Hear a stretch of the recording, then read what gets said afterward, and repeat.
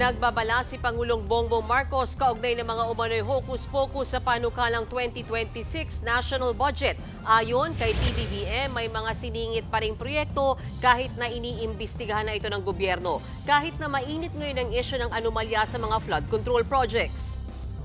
Unfortunately, the more we look, the more we find. Kahit sa 2026 budget, marami pa rin siningit.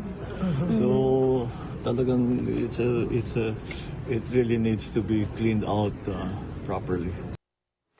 Kinumpirma naman ni Senator Erwin Tulfo na may nagtangkang magsingit muli ng pondo lalo na sa flood control projects sa Kalinga at Apayao. Sa programang Sa Totoo Lang ng 1PH, sinabi ng senador na sabwatan umano ito ng ilang mambabatas at kontratista.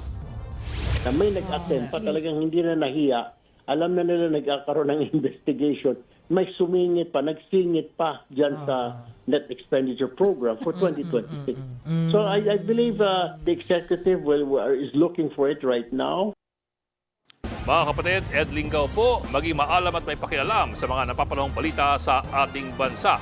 Para sa mas malilimang pagtalakay at paghimay sa mga issue at headlines, mag-follow at mag-subscribe sa social media pages ng News 5.